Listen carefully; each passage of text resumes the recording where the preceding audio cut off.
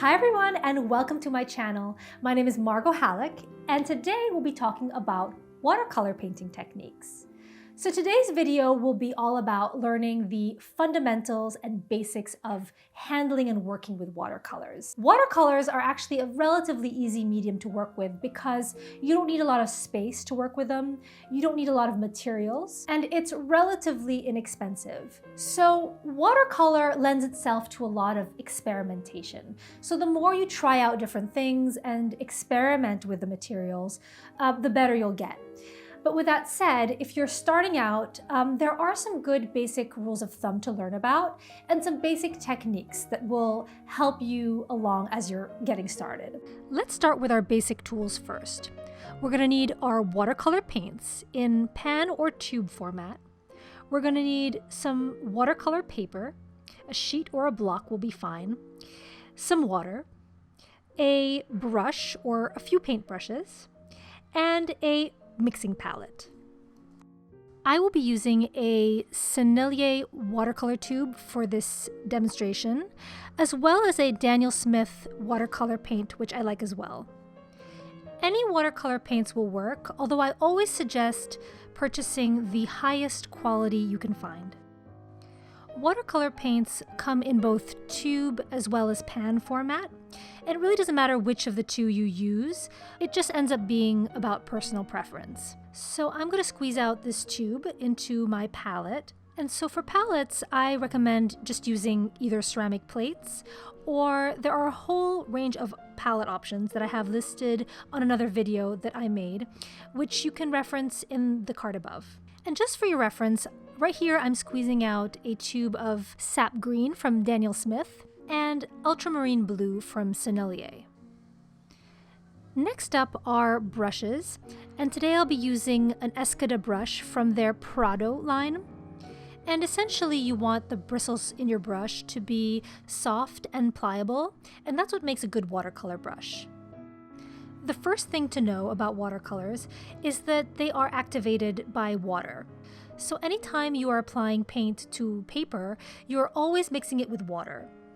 And generally, you never really take watercolor paints and apply them directly to paper. You're usually bouncing between the water, the paints, and the paper. So I'm going to wet my brush right here and pick up some water with the bristles. And then I'm going to carry it over to my paints and wet the paints a little bit. And you'll see that they start to activate as soon as I add the water to them. And now is a good time to start talking about the fundamentals of watercolor as a medium. Watercolors are a transparent type of paint, so they're best used when you are layering. So essentially, the more water you add to your paints, the more transparent and the lighter it's going to appear. If you have a very dark colored paint and you add a lot of water to it, your paints will appear more diluted and lighter in color. So with watercolor, you can control the darkness and the lightness and even the transparency just by how much water you're adding to your paints. Another important consideration is that with watercolor painting, you really don't want to try to add white after your base layers have been created. So whenever you want a spot of white, you want to be painting around that area. Because watercolor as a paint is translucent. So if you try to paint white over a darker area, it's really just not going to show up. So the best way to go about this is to paint around wherever you want the white to appear. So in this example right here, I want my circle to be white. So what I'm doing is I'm just not painting that area and letting the white of the paper be the white in my painting. This takes a little bit of time to get used to, but like with anything, you'll get used to it, and you'll learn how to plan your painting and leave out the areas that you want to be white or very, very pale in color. A little hack I also have is if you've already painted a full painting with watercolor and you want to go back and add white, you can do so with another medium like acrylic or gouache, which is opaque. So that's just a little tip. When it's time to clean your brushes or change colors, just swish your brush in a little bit of water and that should remove all the paint from your brush. With brushes, you really don't want to crush the bristles of your brush at the bottom of your container. That's a lesson I learned, unfortunately, the hard way.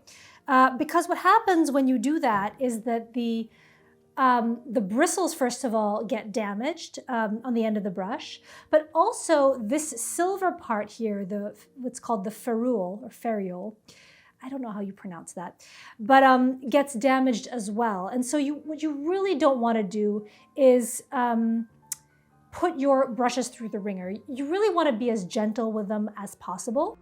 I do, however, recommend just either swishing them around or lightly tapping the silver edge of the brush against the edge of your water container. And that should be enough to eliminate all the extra paint. And you can even dab it on a paper towel, especially if you're changing colors and you want your paintbrush to be as clean as possible. Now that we've talked a little bit about how to activate watercolor paints and just the basic usage of it, let's talk a little bit about some basic techniques. So there are a couple of techniques that I think everybody should know. Wet on wet, wet on dry, and there are some other techniques as well, but for today let's just focus on these two because I think you can get a lot of really cool effects by either using them separately or combining them. So we're going to do wet on wet first, and I'm going to use my blue and my green to demonstrate how this works. And essentially, wet on wet is used to manipulate the paint while the paint is still wet. So I'm going to wet my paintbrush right now and start to paint a little box just using water. And I'm going to apply the paint to this box of water. It can be paint of the same color, or it can be of different colors if I'm trying to do a gradient or shifting the colors from one to the other, which have some really beautiful outcomes. And so here what I'm going to do is I'm going to create a gradient going from blue to green while the paint is still wet. So right now I'm applying some green right underneath the blue, and as you can see, because the paint is still wet, the colors kind of bleed into one another and create this really, really nice transition from one color to the next. I always recommend going from as light of a color as you can and then building from there. It's much, much easier to build layer by layer than it is to take away. So that's why I always recommend going with as pale as possible, and then if you want to darken the colors, then you can come back again and add more pigment as you move along. What's really cool about this as well is that when you're using wet on wet, there's a certain element of unpredictability to it, so that's also kind of a double-edged sword. It's a lot of fun, but you also have to kind of learn to let go and allow the paint to move where it wants to go without overworking it or overthinking it. And that's why every time you do this, no two outcomes are ever truly alike. If you have any doubts along the way, it's always better to just stop, let it dry, evaluate, and then come back with another layer if you want to, because like I said, watercolor painting is all about layering. So you'll find that the more layers you add, the more depth and the more dimension your painting will have. Getting back to this box, I am peppering the bottom of this box with a little bit more blue pigment and the top of it with more green, so you can see how you get more saturated as you add more paint. And you can really add as much as you want to build up that saturation.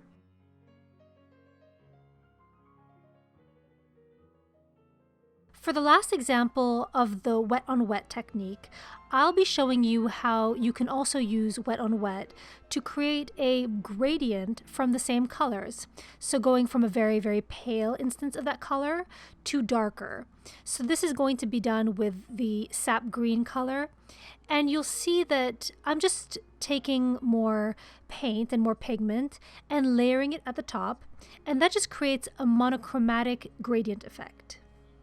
And it's pretty cool to see on video how the water is sort of dispersing the paint throughout.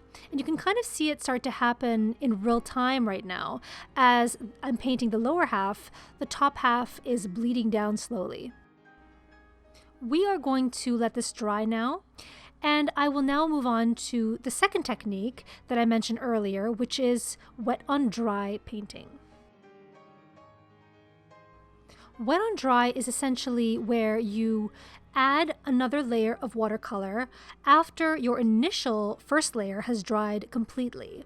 So right here, we're going to start with loading up my brush with some water, and I'm going to pick up some paint, and I'm going to create a small wash of watercolor.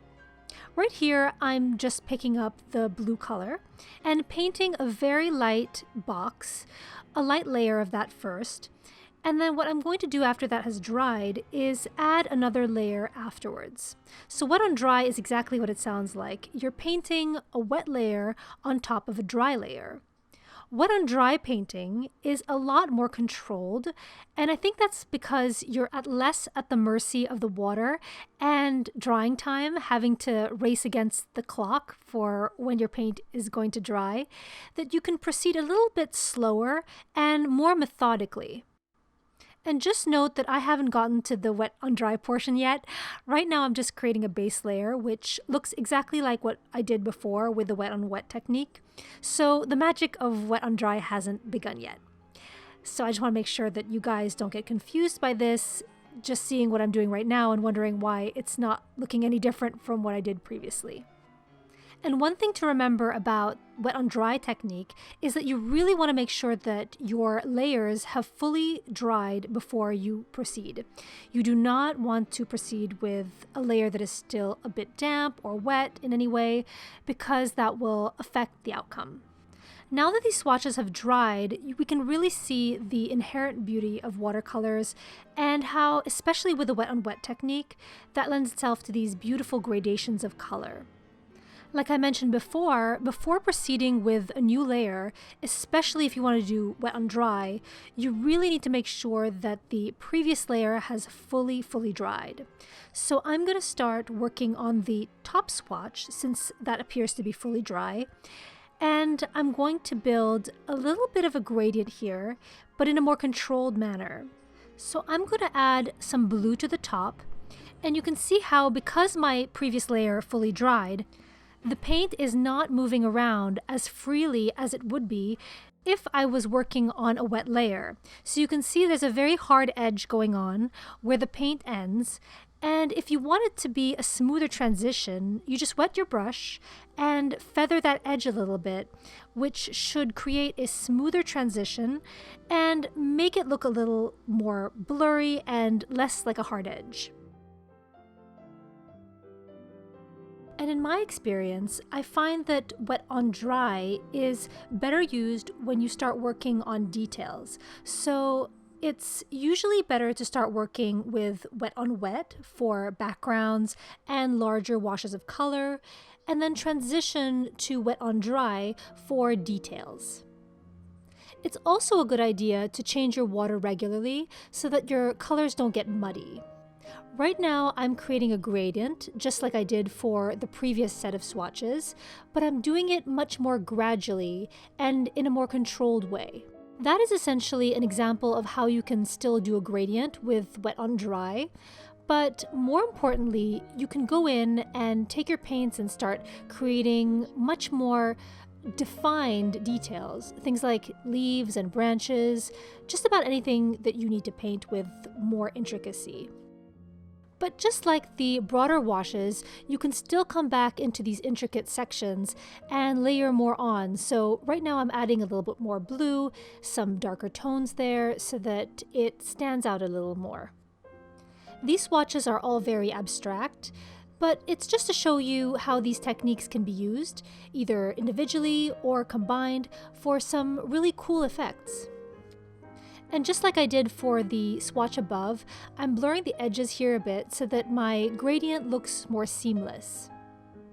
And then I'm going to pick up some blue, and as you can see, when I add a little bit of blue on the bottom, I don't know what I was doing here, but I decided halfway that I was just going to make a simple transition from blue to green. So I'm just, right now I'm blurring the edges again so that the transition is very seamless. Now that you've seen these two basic techniques, how do we pull them together and how does that work in the real world? I'm going to show you an example of how you can bring these two techniques to life on your own illustration or painting. And just because I'm best known for my ballerina paintings, I'm going to do a very, very simple abstract watercolor painting of two ballerinas, one using wet on wet as the primary technique and the other with wet on dry. So the wet on wet ballerina will be to the left, and I'm just doing a very simple stick figure. If you haven't yet seen my video about drawing the human figure and proportions, I would recommend checking that out. I am drawing these two dancers using a regular pencil. This one happens to be a 6B. And generally, for most people, I would really recommend erasing or trying to erase as much of your pencil lines as possible, because when you paint over them with your watercolor paints, that's going to make the lead sink into the paper and cause muddier colors. So I will not be erasing them here, but I highly suggest doing that unless that's a desired outcome or a specific style you want. Okay, now that I'm done with the sketches, I'm going to illustrate ballerina on the left, wet on wet, and the ballerina on the right, wet on dry. So the first thing to do is always to wet your brush and start picking up some color. If you have too much water, you can always dab the tip of your brush against the side of the container. So I'm picking up some green, and I'm going to paint the bodice of the dancer in this sap green color and mix in some blue. And as I'm painting the tutu, I'm going back and forth, or I will be going back and forth, between the blue and the green. And as you can see, it's creating these really beautiful gradations of color that alternate between blue and green. And I can reinforce those areas by adding more blue, like I am here. Or in the upper left-hand corner, adding more green to get that area to become even more vivid and more saturated. And what I really, really love about wet on wet is that you can really add and play with the color as it's still wet and active. So you can pull colors down, you can move them around, and that creates a very expressive piece. The key here is really not to overthink it. I know that's really hard, and that'll come with experience. But the whole philosophy of less is more kind of applies to this a little bit. And so you can definitely come in and add a little bit more pigment here and there, but it's generally not a good idea to go back and forth too many times while the paint is still active, or you'll end up with a very muddy painting. For my second ballerina, I'm going to demonstrate how wet on dry can lend itself to some beautiful use of layering. So I'm going to start with painting the base in a very, very pale combination of blue and green. So right now I'm painting the tutu and the bodice, and I'm keeping it a lot paler in color, and I'm doing that on purpose because I know that later on I'll come back over it again with bolder colors. So it's similar to what I just did with the previous dancer, but keeping it very, very pale. And I'm going to wait for this layer to dry. And I'm building a little bit of extra pop in the bodice, some blue and green. And then once that's dried, I'll be able to come over it again with more pigment to add more depth to the overall piece. So once this is done, I will make sure to let it dry fully before attempting the next layer. And like I said, that's a very, very important step.